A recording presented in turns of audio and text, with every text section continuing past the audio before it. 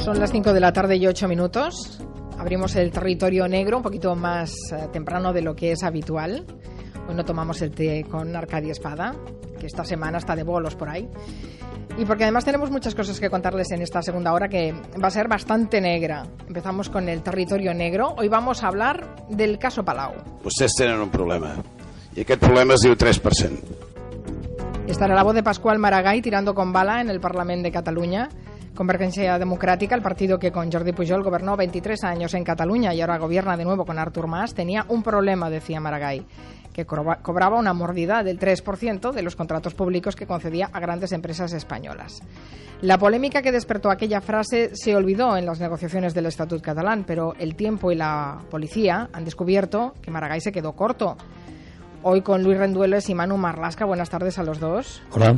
Muy buenas tardes. Pues vamos a conocer cómo algunas grandes empresas de la construcción, sobre todo Ferrovial, pagaban un sobrecoste de hasta el 4% del valor de las obras. La mayor parte de esa mordida, que dirían los mexicanos, acababa en manos de los tesoreros de Convergencia. El resto en las de Félix Millet, que fue presidente del Palau de la Música, supuesto lugar, el escenario de la alta cultura en Cataluña, y que fue usado durante años como tapadera presuntamente para financiar al partido que gobierna. Vamos a empezar haciendo un resumen de este caso Palau de la Música, que es un verdadero pozo negro para el principal partido en Cataluña. ¿En qué punto está la instrucción de este caso? El juez Pijuan tiene embargada la sede principal de Convergencia, ahí en Barcelona, para pagar su posible responsabilidad civil por el desfalco del Palau de la Música, ¿no? De allí, de esa entidad, se vació, salieron, según el sumario, casi 36 millones de euros que desaparecieron desde el año 97 al menos hasta 2008. La Fiscalía cree que de ellos 6.600.000 euros fueron a parar a Convergencia Democrática de Cataluña, primero en la etapa de Jordi Pujol y luego en la de Artur Mas, y el expresidente del Palau, Félix Millet, y el que era su número 2, Jordi Montull, han asumido que ellos se quedaron con casi 3,5 millones. El resto del dinero no se sabe dónde ha ido a parar. O sea que habrían desaparecido 26 millones de euros de fondos del Gobierno central, también de Cataluña, de donantes individuales, que eran para contribuir a las obras y al futuro del Palau, o sea, para contribuir a la cultura, en definitiva. Vamos a la parte más pequeña, la que sí que está localizada. Esos 3.300.000 euros que se llevaron, al parecer, los señores Millet y Montull. ¿Han dicho en qué los emplearon? Bueno, ambos confesaron haber desviado esa cantidad para gastos personales. Montull, por ejemplo, explicó que había comprado un diamante de 16.000 euros. Su jefe Millet casó a su hija en el Palau, a gastos pagados, naturalmente. Realizó muchos viajes, por ejemplo, a las Maldivas, y hasta compró con dinero del Palau un estanque para peces y un mando a distancia sumergible para su piscina. A las dos hijas casó en el Palau. Estos dos personajes estuvieron en prisión 13 días en el 2009, salieron en libertad sin fianza. Hacen vida normal, se les ve por sus lugares de veraneo, por los restaurantes de la zona alta de Barcelona. En fin, ¿cuándo empieza el saqueo al Palau y cómo lo hicieron? Los investigadores creen que esto empieza en los años 97-98 del siglo pasado. De hecho, en el registro de los despachos y los ordenadores del Palau de la Música encontraron documentación muy valiosa y que habla casi por sí sola. Vamos a traducir, por ejemplo, del catalán un fragmento de una carta que escribió el presidente del Palau, el ínclito señor Millet, al que era entonces tesorero de Convergencia Democrática de Cataluña, don Carles Torrent. Está fechada el 8 de septiembre del 99 en Barcelona y la carta dice textualmente: «Amigo Carlos, el motivo de estas líneas es pedir tu ayuda para que se adjudique alguna obra a Agromán, dado que vamos muy atrasados y empiezo a tener problemas». El presidente de una entidad cultural pide a un tesorero de un partido que se den obras públicas a una constructora.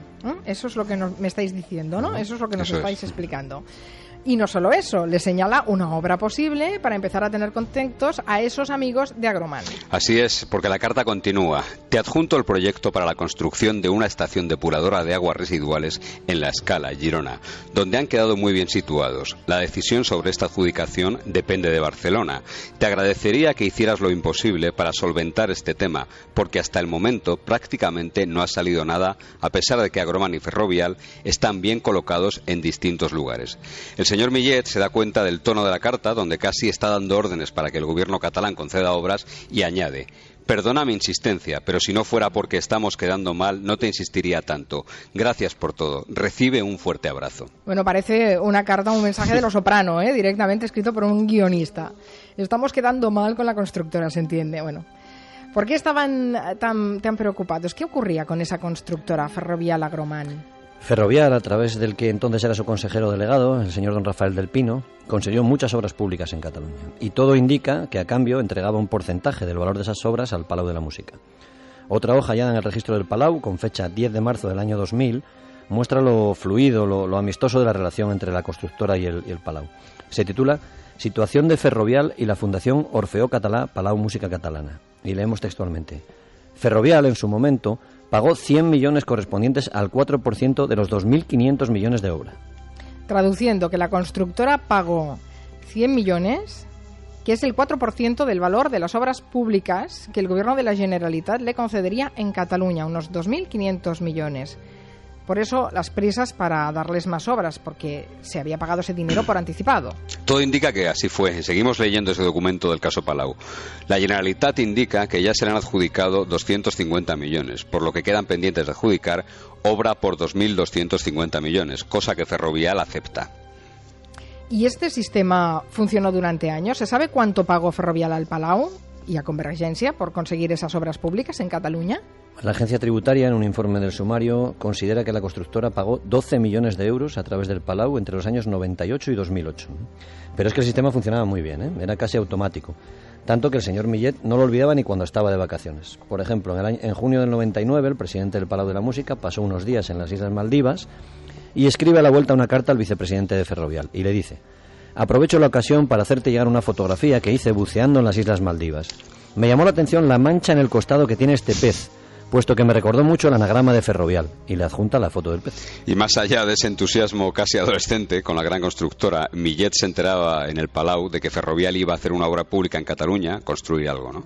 Entonces escribía a un directivo de Ferrovial y le recordaba con mucha educación, eso sí, que le tocaba, naturalmente, pasar por caja. Hay otras cartas que encontró la policía en los ordenadores del Palau que reflejan cómo la buena educación no faltaba, al más puro estilo del Padrino. ¿Tenéis más ejemplos? Sí, el 30 de mayo del año 2002, Félix Millet escribe a otro directivo de Ferrovial, Pedro Buenaventura. Alguien le ha contado a Millet que Ferrovial ha ganado un concurso y va a construir por fin un polideportivo en Sant Cugat del Vallès, cerca de Barcelona. Y entonces Millet le escribe al directivo de la constructora: amigo Pedro, he estado intentando hablar contigo porque ya hace días se me informó de la adjudicación de la obra del ayuntamiento para la construcción de un nuevo pabellón Pau 3 por un importe de 4.176.019 euros. Creo que sería conveniente que comentáramos el tema lo antes posible. Recibe un cordial saludo y firma el señor Millet, presidente del Palau. Que comentáramos el tema, o sea, ¿qué hay de lo mío? Pues sí, porque detrás de ese documento la policía encontró otro titulado: Construcción de un nuevo pabellón en Sant Cugat del Vallès. Se escribe el dinero, esos más de 4 millones de euros, se traduce a pesetas y al lado se escribe el 4%, 167.040,76 euros. Y debajo se añade a distribuir 2,5%, algo más de 104.000 euros, y 1,5%, 62.640 euros. El juez cree que ese 2,5% era para Convergència Democràtica, el partido de gobierno, el que concedía las obras a Ferrovial, y que el 1,5% era para el Palau de la Música, aunque en realidad era para el señor Millet y su lugarteniente, señor Montú, y todo muy pulcro, muy educado. ¿Este mecanismo se aplicó a otras obras públicas que se hicieron en Cataluña? A varias más, seguro. Vamos con dos ejemplos encontrados por la policía en la contabilidad, insistimos, del señor Millet y el señor Montuy en los despachos del Palau. Por ejemplo, la construcción de la línea 9 del metro en Barcelona, que también fue adjudicada a Ferrovial, fue una obra pública enorme, valorada en más de 86 millones de euros, tanto que en el documento que encontró la policía al señor Millet se sacaba el 4% en pesetas, para no perderse, ¿no? 576 millones y medio de pesetas. El partido iba a recibir algo más de 360 millones por conceder esa obra a la constructora. Y es tanto dinero que le hacen a la constructora un plan para cobrarle cada mes, para hacerlo más llevadero, y le cobran 10 millones de pesetas cada mes de 2004, 2005 y 2006. El asunto está tan establecido, es tan profesional, que se añade en un documento. De marzo a julio se adelantarán las cantidades a cobrar y se aplicarán los intereses en vigor. Todo esto que nos estáis contando figura en los papeles que están en el sumario del caso Palau, que está instruyendo el juez, O sea que por la línea 9 del metro de Barcelona, Ferrovial pagó 10 millones de pesetas al mes durante 3 años, un dinero que acabaría en Convergencia. ¿Y el otro caso documentado del que nos hablabais, cuál es? Pues otra obra gigantesca, la Ciudad de la Justicia o la Ciudad Judicial de Barcelona. Ferrovial obtuvo el 22% 10% de esa obra, que se valoró en 48 millones de euros. Le tocaba pasar por caja y pagar 1.936.000 euros a la trama, que es justo el 4%. Y tuvieron el detalle de hacerle un plan para pagar en 4 años, en cómoda financiación, de 2006 a 2009 incluidos, a 484.000 euros por año. Habéis contado que están acusados Millet y Montull, los jefes del Palau, también algunos directivos de Ferrovial. ¿Y de Convergencia qué políticos están acusados? El primer tesorero, Carles Torrent, falleció en el año 2005. Ahora está imputado el que fue su sucesor en las finanzas del partido, Daniel Osàcar, que dejó su puesto tras el escándalo. Y, por cierto, Osàcar fue antes secretario personal del actual presidente de la Generalitat, de Artur Mas. También está imputado el que fuera diputado de Convergencia y Unió, Jaume Camps, porque un documento del señor Millet refleja que un tal J. Camps cobró 5.450.000 pesetas de Ferrovial en el año 2003. El juez entiende además que el partido se benefició de esa trama y de otras, y por eso le pone una fianza de 3.300.000 euros. ¿Cómo que otras tramas? ¿Había más tramas? Pues las investigaciones policiales indican que sí, que así era. Ferrovial fue el principal donante, pero imaginamos que la voz se corrió y que no solo Pascual Maragall estaba al corriente de lo que pasaba. El sistema para obtener dinero se fue sofisticando cada vez más y algunos documentos muestran cómo se estableció el sistema. Empresas constructoras donaban dinero al Palau de la Música y luego ese dinero, el mismo dinero, se traspasaba a una cuenta de la Fundación Trias Fargas vinculada a Convergencia y ahora rebautizada. Mientras todo esto ocurría, el señor Millet se enriquecía notablemente. Claro, me recuerda quizá un poco, ¿no?, al estilo Bárcenas, ¿puede ser? No tanto, porque Bárcenas vivía para eso. Millet tenía otras ocupaciones, ¿no? Aunque Millet tenía dinero en Suiza también, ¿eh? La policía encontró otro documento titulado Ingresos a 31 de diciembre de 2001, en la época dorada para esta trama catalana, y allí Millet hacía cuentas sobre todo el dinero que tenía, sus cuentas bancarias, el dinero que tenía en sus 3 cajas fuertes, el dinero en moneda extranjera, lo que valían los terrenos que había comprado, y todo le daba unos 169 millones. Debajo añadía un epígrafe que se llamaba Fons de Reserva, y allí tenía en fondos de inversión otros 147 millones de pesetas. Y por último, bajo el epígrafe Otros, escribió textualmente: Suiza, $1 millón. Bueno, si vas sumando te salen 500 millones de pesetas en el año 2001, no está nada mal. No está nada mal. Pero decís que esa hoja tenía además una nota a pie de página y que Millet era un tipo listo que se sabía mover bien. Sí, esa nota dice textualmente: el fondo de inversión Félix Hijo ya tiene 20 millones de pesetas. En cuanto a su habilidad para tener contentos a todos, Millet cultivó la amistad de Artur Mas, pero también la de José María Aznar cuando fue presidente del gobierno. Los dos políticos y sus mujeres pasaron invitados por su casa de vacaciones en Menorca. El sumario incluye, por ejemplo, una carta de Millet a José María Aznar en el año 2003, que dice textualmente: sería para mi esposa y para mí un placer que, tal como hicimos el año pasado, quisieras volver a compartir una velada con nosotros. Prepararíamos una cena informal para ti y para Ana, a la que también invitaríamos a Óscar Tusquets y a su esposa. Tusquets, que fue el arquitecto que hizo las obras de reforma del Palau. Y esa amistad superficial, aunque bastante fluida con Aznar, así la define en el sumario la agencia tributaria, ¿no le trajo problemas a un nacionalista como Félix Millet? Sí, algún reproche sí le trajo, ¿eh? Sobre todo cuando el señor Millet aceptó formar parte de una fundación llamada Catalunya Futur, que era una especie de franquicia catalana de la FAES, del señor Aznar y del PP, ¿no? De hecho, un anónimo recibido por la policía acusó a Millet de entregar 600 millones de pesetas de los que se perdieron, digamos, en el Palau, a la Fundación FAES del PP, pero la agencia tributaria investigó esa pista y no encontró nada. El caso es que ante esas acusaciones de ser poco catalán, Millet no se cortó y escribió entonces al que era consejero de Cultura del gobierno catalán, Jordi Vilajoana, con un argumento poco patriótico, pero desde luego indiscutible, demoledor. Le dijo: la Generalitat ha dado 200 millones para las obras del Palau. El Ministerio de Cultura del gobierno del señor Aznar ha dado 1.900 millones. Bueno, eso en catalán se dice la pela es la pela, ¿no? Es el patriotismo este de cartera. Hablabais también de una buena relación con Artur Mas, ¿es cierto? Sí, pero con Artur Mas y con todo el mundo, digamos, de poder nacionalista en Cataluña, ¿eh?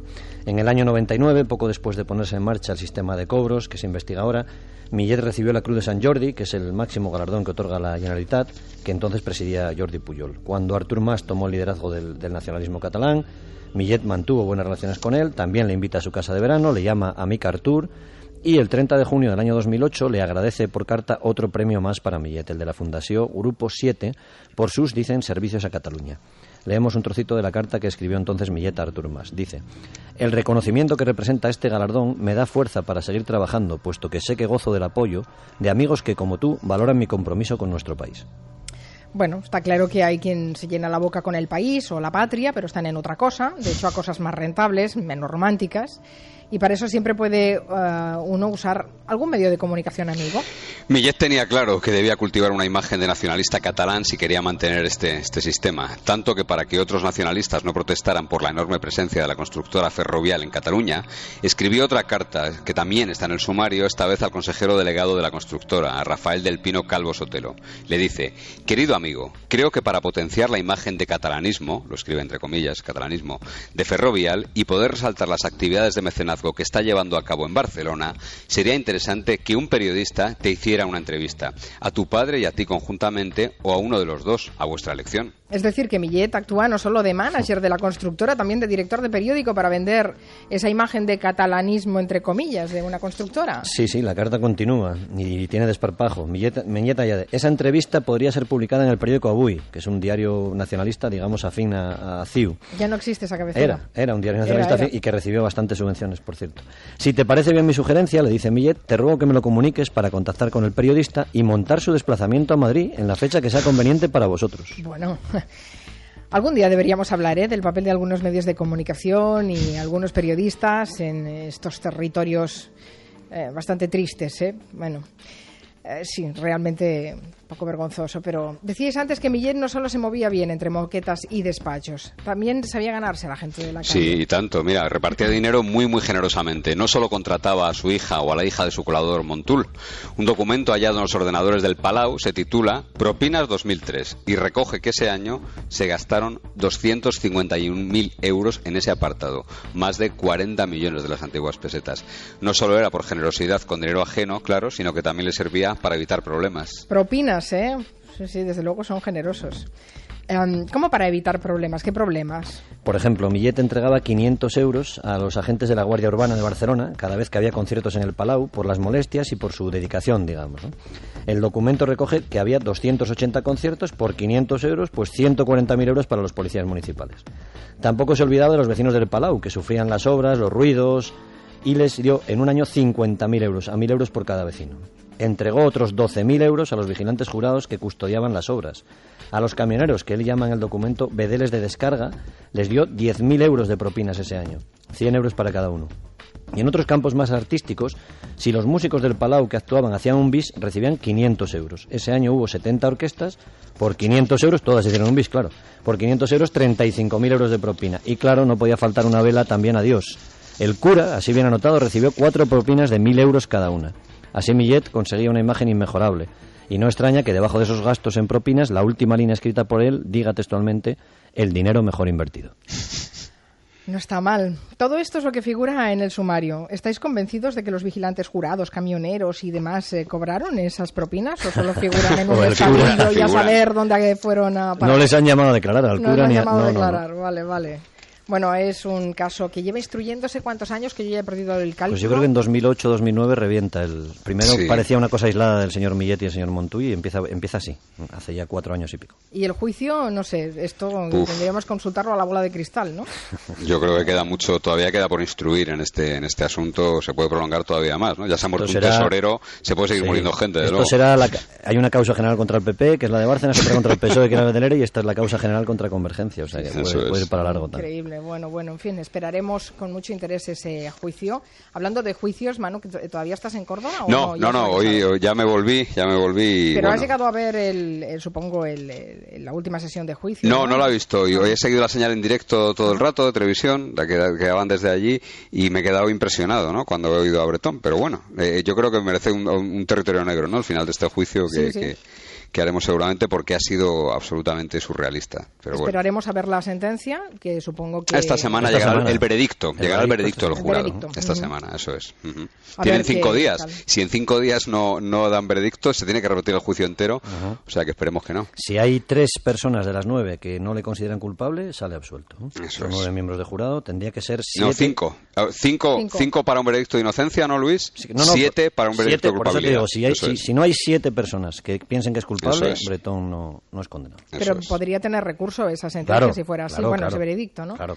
Bueno, veremos a ver cómo se resuelve. Realmente ha sido bastante impresionante escuchar a Bretón decir que y todavía nadie me ha dicho dónde están mis hijos, ¿no? Así, Madre mía. Yo creo que era casi obligado porque ni sus padres habían hablado en su favor, ¿no? Él tenía que decir algo. Recordemos que la última vez que se oyó a Bretón, que el jurado oyó a Bretón, fue hablando con la tal Conchi, con esa vieja amiga, el otro día, en la prueba documental, flirteando y ligando con ella. Hazme un hueco en tu vida. Claro, ¿no? Entonces tenía que lavar su imagen, pero desde luego ha escogido mal camino, yo creo.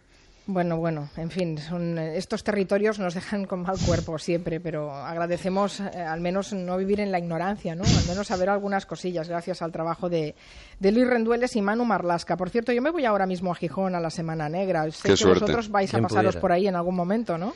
Nosotros no, estuvimos hace unos años con la presentación de nuestro primer libro y este año es verdad que tuvimos algún contacto, pero ni Luis ni yo podíamos acercarnos. Os vais a quedar con las ganas. Bueno, lo Pues podéis sí. seguir por la radio. Muy bien. Vamos a hablar enseguida con Ángel de la Calle, que es codirector de la Semana Negra de Gijón, con Ernesto Mayo y con Luis García Jambrina, dos de los autores de los muchos que dejan el pabellón muy alto de la novela negra, que están reunidos en Gijón estos días. Gracias, Manu Marlaska. Gracias. Luis Rendueles. Hasta Adiós. la próxima. Hasta Adiós. luego.